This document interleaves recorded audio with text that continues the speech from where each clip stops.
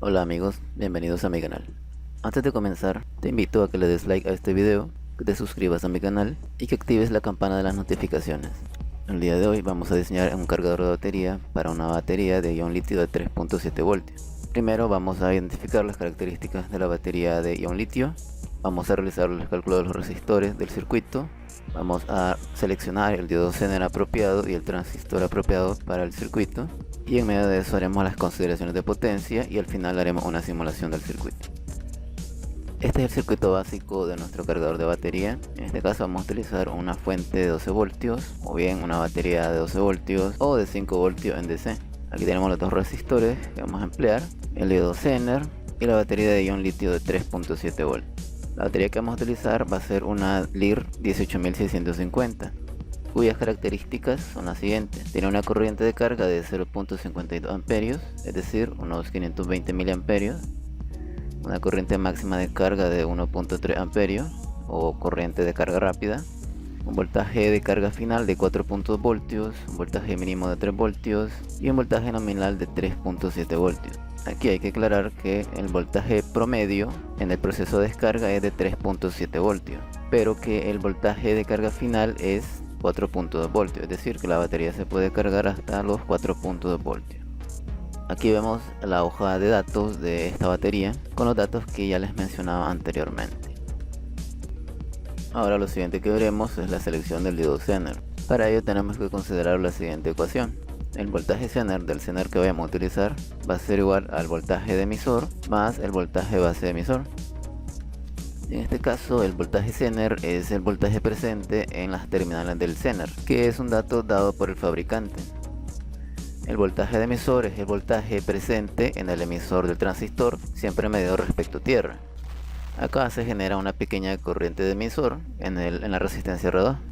Entonces el voltaje Zener va a ser igual a 4.2 voltios, que sería nuestro voltaje de emisor, y voltaje de emisor en este caso es 4.2 voltios porque es el voltaje al cual se tiene que cargar la batería, un voltaje constante. Evidentemente acá en el R2 va a haber una caída de tensión, pero eso dependerá evidentemente de la corriente de emisor. Si tenemos una corriente relativamente alta, entonces en R2 va a haber una considerable caída de tensión. Por lo tanto, los 4 voltios que están acá no llegarán acá, llegarán menos que eso. Pero en el momento que la batería se esté cargando, o más bien esté próxima a su carga, la corriente de emisor va a ser muy baja. Por lo tanto, el voltaje acá va a ser el mismo en este punto. Siguiendo la ecuación, más voltaje base emisor. El voltaje base emisor es, en este tipo de transistores, pues siempre 0.7 voltios en promedio, lo que nos da un voltaje de Zener de 4.9 voltios. Un Zener comercial que tenga este voltaje de Zener será de 4.7 voltios. Por lo tanto tenemos que buscar un Zener que tenga este valor, que sería en este caso el 1N4732. Debido a que no estamos utilizando los 4.9 voltios exactos, ya que no hay un Zener que tenga este voltaje de Zener, vamos a calcular el voltaje de emisor con exactitud. Entonces el voltaje de emisor va a ser igual voltaje Zener menos 0.7 voltios. Sustituyendo los valores, esto nos da un voltaje de emisor de 4 voltios, pero se supone que el voltaje acá debería ser 4.2 voltios. Pero tenemos una ventaja acá y es algo poco conocido, que si la corriente de emisor baja demasiado, a casi cero, entonces el voltaje base emisor se va a reducir. Por lo general el voltaje base emisor es 0.7, pero debido a que la corriente de emisor disminuye, entonces el voltaje base emisor va a bajar a menos de 0.7 voltios. Esto hará que el voltaje de emisor se incremente por encima de los 4 voltios que hemos calculado. Entonces, en condición real, cuando la corriente de emisor es igual a 0 o tiende a 0, entonces el voltaje base emisor es menor a 0.7 voltios. Y por lo tanto, el voltaje de emisor es mayor o igual que 4 voltios. Vamos a escribir los resultados por acá. Vamos a poner voltaje de Zener 4.7 voltios y el voltaje de emisor mayor o igual que 4 voltios. Ahora vamos a pasar al cálculo de R1.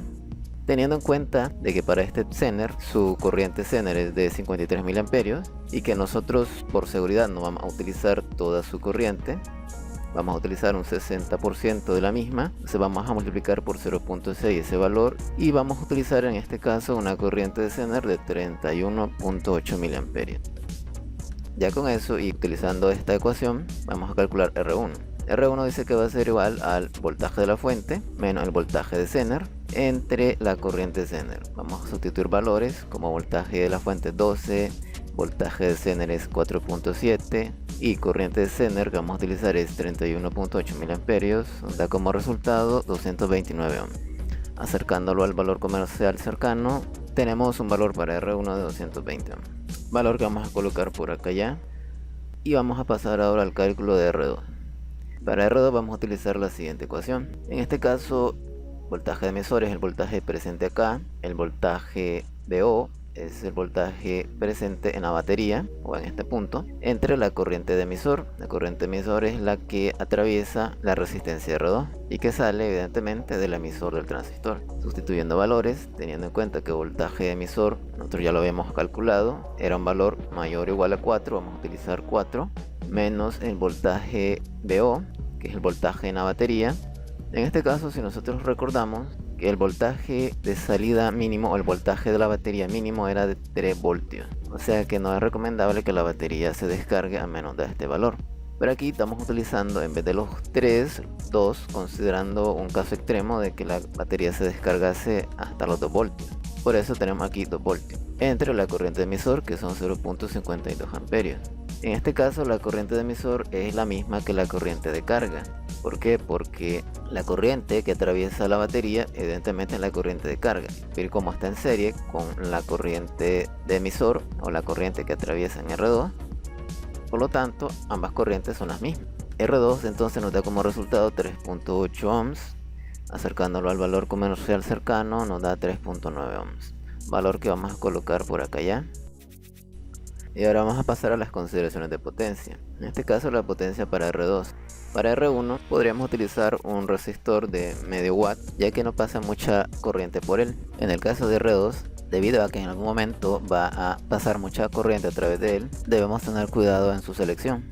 Evidentemente el resistor R2 es de 3.9 ohms y la potencia va a estar dada por la siguiente ecuación, sustituyendo los valores: voltaje de emisor 4 voltios menos el voltaje mínimo que tendrá en algún momento, 2 voltios, al cuadrado dividido entre la resistencia 3.9, nos da como resultado 1 watt. Para mayor seguridad podemos utilizar una potencia de 2 watts, es decir, vamos a necesitar entonces una resistencia de 3.9 ohms de al menos 2 watts. Para la selección del transistor tenemos que considerar también su potencia disipada. En este caso la potencia del transistor va a ser igual a la corriente de colector por el voltaje de colector menos el voltaje de emisor. Esta es la ecuación general para la disipación de potencia de cualquier transistor. En particular para este transistor, la corriente de colector la podemos cambiar por la corriente de emisor, porque las corrientes son aproximadamente iguales. El voltaje de colector lo vamos a cambiar al voltaje de fuente, porque el voltaje en el colector, que es acá, se mide acá en este punto, es precisamente el voltaje de la fuente, ya que está conectado el colector directamente a la fuente, menos el voltaje de emisor, que es el presente acá, en este punto. Sustituyendo valores, corriente de emisor 0.52 amperios por 12 voltios menos 4 voltios. Hacemos esto primero: 12 menos 4, 8, por 0.52 nos da 4.16 watts. Por lo tanto necesitaríamos un transistor que pueda disipar esta potencia. En particular vamos a utilizar un transistor NPN. Podríamos utilizar este, por ejemplo el BD131, que soporta 3 amperios y 15 watts. O bien podríamos tomar el BD139, que soporta 1.5 amperios a 12.5 watts. En este caso vamos a seleccionar el BD139 porque la corriente que nosotros estamos manejando en este transistor es de un 0.52 amperios, con lo cual pues los 1.5 amperios del BD139 bastarían. Y en el caso de la potencia también estaría sobrado, ya que puede soportar hasta 12.5 watts de los 4.16 watts que vamos a necesitar. Aunque también perfectamente podríamos utilizar el BD131. En ambos casos, sea cual sea el transistor seleccionado, se le debe colocar un disipador de calor. Y bien, ya estamos aquí en la simulación. Aquí tenemos los resistores calculados, la batería de 12 voltios y los demás elementos seleccionados. En el caso de la batería, nosotros no podemos simularla en este simulador, así que lo que vamos a hacer es emularla a través de un capacitor. En este caso, a través de la carga del capacitor vamos a simular la carga de la batería. Vamos a colocar un voltímetro acá en el Zener para medir el voltaje del Zener, que deberían de ser unos 4.7 voltios aproximadamente. Y vamos a colocar acá un amperímetro para medir la corriente del emisor. que es la misma que la corriente de carga. Vamos a ponerlo en miliamperios. Y finalmente vamos a colocar un interruptor para simular que la batería está descargada. Si cerramos el interruptor, entonces la batería, o en este caso el capacitor, va a estar descargado a 0 voltios. También vamos a colocar otro voltímetro en la batería o en el capacitor en nuestro caso, para medir el voltaje de carga. Vamos a echar a andar la simulación. Inicialmente está en 0 voltios, suponiendo que esté descargado. Vamos a abrirlo acá para que se empiece a cargar. Vemos la corriente como va disminuyendo a medida que se va cargando la batería.